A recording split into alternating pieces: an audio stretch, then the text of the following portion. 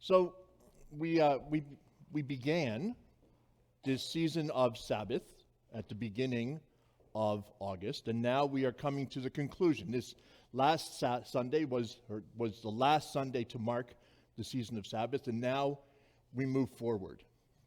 So it's appropriate that the reading that we had for today from Genesis was of the sixth day. Because on the sixth day, you'll remember, and through this season of Sabbath, actually I think on the first Sunday that I preached on it, I talked about Genesis, and last week I talked about Genesis, and today I get to talk about Genesis again. But on the sixth day it says that God finished creation, and on the seventh day God rested. And so you might think, well, creation's done. God's going to put up at God's feet and rest, sit back, take an opportunity on a Sunday afternoon to watch a football game. But no, that isn't what happens. God rests, but God continues to work throughout our lives and throughout creation. In the opening prayer that Reverend Cheryl offered, it talked about some of those moments when God was present, noticeably present in the lives of the people. So Moses and Miriam coming out of Egypt, Abraham and Sarah being led into a new land, Israel being taken to the promised land, all of these moments when God's presence was uniquely felt. But last week, you remember, I was talking about the potter and the potter's clay and how each one of us is created in the image of God, and that the diversity of God is recognizable, is seen in the diversity of the human creation. But God continues to reveal God's self to us all the time. God's character becomes more known every time a child is born. A new child comes on into the earth, and God reveals just a little bit more of God's self, because that child, in the same way as each one of us, is created in the image of God. But the other day, we were at Lakeside Park, so Port Dalhousie. Tom and Fran's son was in a band, and they were performing, and so Reverend Cheryl and I went to Lakeside Park, and that birthed a whole bunch of memories for me, because Lakeside Park was a place where I spent far too many Friday and Saturday nights. Every time I hear the song Lakeside Park by Rush, my head just floods back. But separate from the park itself and separate from the music concert, Reverend Cheryl took a walk down to the beach and saw this sunset that was absolutely magnificent. Absolutely magnificent. And so a bunch of us went down, and I took a bunch of pictures, and a few of them turned out really, really well. And they almost capture the beauty of that moment.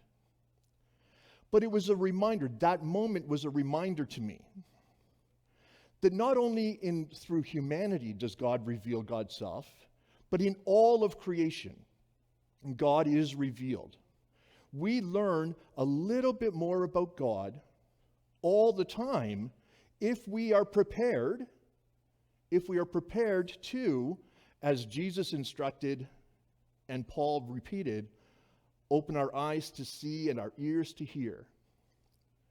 God is revealing God's self to us constantly. And we can become more aware of the character of God, and thereby bring that presence into our lives and the lives of all those who we touch.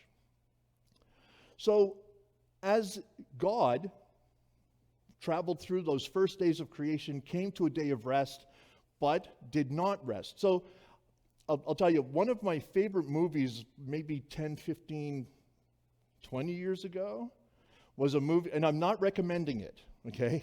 I'm not recommending it, was Dogma.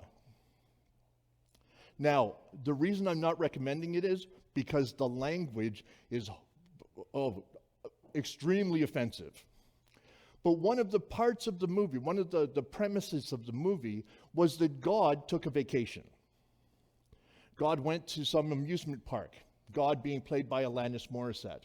And God goes to an amusement park and is playing the whatever that ball game is that you have to get it into the little circle things. So, and the angels and the prophets and everybody's out searching for God because things are not going well with God's absence. Excuse me. But that movie kind of brings to the fore this idea that God did create, God did rest, but God did not then leave creation just bobbing on the sea. God did not leave everything to its own devices.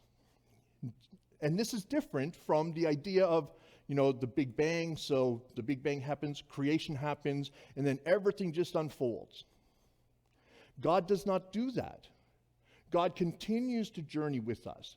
God continues to walk the earth with us. God continues to venture into space with us. God continues to reveal God's self in the works that God does.